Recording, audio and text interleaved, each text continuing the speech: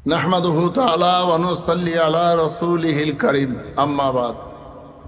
যেহেতু জিলহজ মাস কোরবানি অধ্যায় চলছে, তাই কোরবানির সূচনা হযরত আদম আলাইহিস সালামের ছেলে হাবিল থেকে শুরু হলো শস্য দিয়ে। ইব্রাহিম আলাইহিস সালামের সময় এসে পশু দিয়ে শুরু হলো। নিঃসন্দেহে আমরা জানি সেদিনে আব্দুল মুত্তালিব, তাকেও আল্লাহ পরীক্ষা নিরীক্ষা করার জন্য যখন কোরবানি কথা বলেছিলেন, তিনি বারবার লটারি করছিলেন এবং সব থেকে বেশি ভালোবাসতেন তিনি তার ছেলে আব্দুল্লাহকে। তাই আব্দুল্লাহকে যেহেতু বেশি ভালোবাসেন, তাই যাতে আব্দুল্লাহ বাদ দিয়ে কাউকে জবাই করা যায় সেই ভাবনা ভেবে সব ছেলেদের কাছেই প্রস্তাব দিচ্ছে। কেউ যখন রাজি হয় না, তখন আব্দুল মুত্তালিব লটারির মাধ্যমে কোরবানি করবেন, এটাই সিদ্ধান্ত। তাই তিনি তার সন্তানদের নামগুলো লিখে লটারি করলেন। একবার নয়, 3 বার লটারি করেছেন। 3 বারই হযরত খাজা আব্দুল্লাহর নাম লটারিতে উঠে এসছে। তো সেই নবী হযরত মুহাম্মদ সাল্লাল্লাহু আলাইহি সাল্লাম যেহেতু আব্দুল্লাহর ঔরসে পৃথিবীর জমিনে আসবেন, তাই আব্দুল্লাহকেও কোরবানি করার জন্য যখন আব্দুল মুত্তালিব তৈরি হয়ে গেল, তার কোরবানি মহান আল্লাহ কবুল করলেন। কিন্তু হযরত আব্দুল্লাহকে চাইলেন না। আব্দুল্লাহকে আব্দুল মুত্তালিব কোরবানি করতে পারে কিনা সেইটাই পরীক্ষা করেছিলেন মহান আল্লাহ। সেটা করতে গিয়েও আব্দুল মুত্তালিব সে পরীক্ষায় পাশ করলেন, আব্দুল্লাহ পাশ করলেন। আল্লাহ তার কোরবানি কবুল করলেন, কিন্তু আব্দুল্লাহকে বাদ দিই। মহান আল্লাহ তাআলা যেহেতু হযরত আব্দুল্লাহর ঔরসে দোজাহানের বাদশাহ সৈয়দুল মুরসালিন প্রিয় নবী মুহাম্মদুর রাসূলুল্লাহ সাল্লাল্লাহু আলাইহি সাল্লামকে পাঠাবেন, তাই মহতারাম কোরবানির সূচনা থেকে নিয়ে আব্দুল্লাহ পর্যন্ত এসে এক কথায় প্রমাণ হলো যে আব্দুল্লাহ কোরবানি হলো না, ইসমাইল কোরবানি হলো না, শস্য মহান আল্লাহ কোরবানি কবুল করলেন।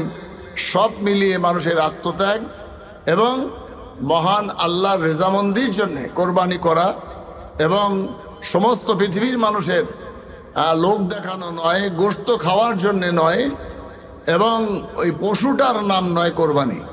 কোরবানি করার জন্যে পশুর পিছনে যে অর্থ ব্যয় হবে, তার খোরাকের পিছনে যে ব্যয় হবে, সেই পশুটা যে হাটঘাট বাজার থেকে কিনে আনবে, সেই জন মজুর তাদের পিছনে যে ব্যয় হবে, কোরবানি করার দিনে সেদিনে কোরবানির গোশত যারা বাটাবুটি কাটাকুটি করবে তাদের পারিশ্রমিক দেওয়া, সব মিলিয়ে একটা গরু কোরবানি, একটা ছাগল, দুম্বা, উট কোরবানি করার ক্ষেত্রে যে অর্থটা বাজার থেকে কিনে এনে ঈদগার ময়দানে সে গোশত পোস্ত সব ভাগ বটোয়ারা হওয়া পর্যন্ত যত টাকা খরচ হবে, গরুটা বা পশুটার দাম যদি 40,000 টাকা হয়, 50,000 টাকা হয়, তার পিছনে খরচ হয় 2,000, 2,500, 3,000 টাকা।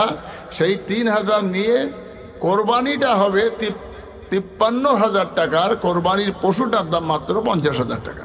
তার মানে বোঝা গেল যে 50-এর উপরে যে আরও 3,000, 4,000, 5,000 খরচ হলো, সেই খরচটাও কিন্তু কোরবানির মধ্যেই পড়বে।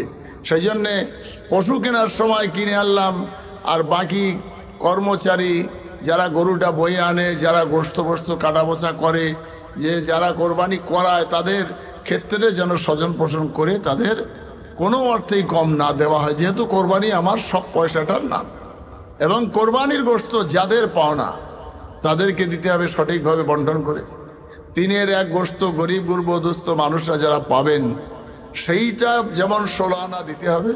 আবার সেই গোশত পোস্তগুলো যারা দায়িত্ব নিয়ে গরিব অসহায় মানুষদের হাতে তুলে দেবেন বলে বাছাবাছি করে, সেই খেদমতটা করবে সে নেকির আশায়, সওয়াবের আশায়।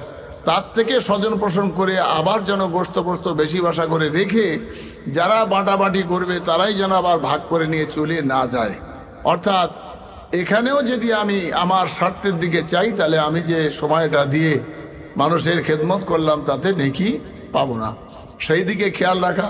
এবং সবথেকে বড় কথা হলো এটা যে ঈদগার ময়দানে মানুষ যেমন ধৈর্যশীল হয়ে, কোরবানির ময়দানে মানুষ ধৈর্যশীল হয়ে আমারটাই আগে দাও, এইটা আগে দাও, ওটা আগে দাও করে টানা হেঁচড়া না করা।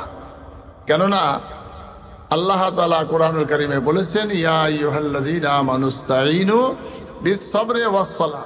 আল্লাহ বলেছেন তোমরা আমার কাছে সাহায্য চাও ধৈর্য সহকারে নামাজের মাধ্যমে, আমি আল্লাহ ধৈর্যধারীদের সাথে। তাই যারা কোরবানি দাতা, কোরবানি করবেন, ইমাম সাহেব, কমিটি সবাই মিলে সবর এবং ধৈর্য ধারণ করে সুষ্ঠুভাবে, এবং চেষ্টা করা হবে এটা যে ভারতবর্ষ একটা গণতন্ত্র দেশ, সেই দেশে ওপেনলি না করে সবসময় পর্দার ভিতরে আড়ালে আবডালে কোরবানিগুলো করা, এবং জাতি ধর্ম নির্বিশেষে সবাই মিলে যেন খুশি থাকি, যার ধর্ম সে করবে, এবং সে যেন চ্যালেঞ্জ রাখারাখি না করে। অর্থাৎ কোরবানি সবসময় একটু পর্দার সঙ্গে হবে, আড়ে আবডালে হবে।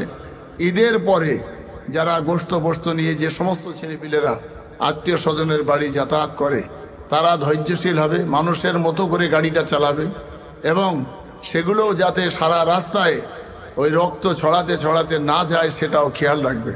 মহান আল্লাহ ধর্মটা শুধু কোরবানির ভিতরে রাখেনি, ধর্মটা কোরবানি এবং কোরবানির গোশত বন্টন করা, এবং আপনি জেনে রাখবেন যে আপনি যে গোশতগুলো গরিব গুরব মানুষদের দিচ্ছেন, সেই গোশতগুলো কিন্তু আপনার নয়, ওটা তাদেরই জিনিস, তাদেরকেই দিচ্ছেন। আপনি শুধুমাত্র দায়িত্ব নিয়ে দিচ্ছেন, আপনার অর্থটা আল্লাহ দিয়েছিল যেটা, তার থেকে আপনার ভাগ তাদের আছে বলেই তাদের দিচ্ছেন। সেই জন্যে মহান আল্লাহ আমাদের সবার নিয়তকে সুষ্ঠু এবং ভালোভাবে কোরবানিটা করে আমাদের সমাজকে সুন্দর করে গড়ার জন্যে মহান আল্লাহ এই ভারতবর্ষের জমিনকে সমস্ত রকমের ফিতনা থেকে মুক্ত রেখে আমরা যে যে ধর্মের মানুষ বসবাস করি না কেন, সবাই সবার ধর্মটা তার মতো করে পালন করুক, এবং তারা যেন অন্যের ধর্মকে ছোট না করা, নিজের ধর্মটাকে চ্যালেঞ্জ রেখে সামনে টেনে আনা না আনা। আল্লাহ যেভাবে যে সিস্টেমে করতে বলেছেন ধর্মটা সেইভাবে আমরা করলে নিঃসন্দেহে জাতি ধর্ম বর্ণ নির্বিশেষে ভারতের মানুষ যারা আমরা বসবাস করি, আমাদের প্রত্যেকের ভিতরে হৃদ্রতা, আন্তরিকতা, ভালোবাসা থাকবে। যেমন ছিল, আজকে আছে, আগামী দিনেও ইনশাআল্লাহ থাকবে। তাই যারা বিভেদকামী শক্তি, যারা সাম্প্রদায়িক শক্তি, যারা ক্ষমতালোভী মানুষ, যারা অর্থলোভী মানুষ, যারা মানুষে মানুষে বিভেদ তৈরি করে, যারা ধর্মে ধর্মে বিভেদ তৈরি করে এই ভারতবর্ষকে টুকরো টুকরো করতে চায়, মানুষের অন্তরের ভিতরে বিষ ছড়াতে চায়, আল্লাহ তাদের সবুজ দান করুক, সঠিক বুঝ দিক, আর তা না হলে তাদের এই কুভাবনাকে আল্লাহ পরাস্ত করে সুভাবনার মানুষগুলোকে আমাদের মাথার উপরে পরিচালক হিসেবে আল্লাহ নির্বাচিত করে আমাদেরকে মিলেমিশে থাকার সুব্যবস্থা তারা করুক। ওমা তৌফিক ইল্লা বিল্লাহ। আসসালামু আলাইকুম ওয়া রাহমাতুল্লাহ।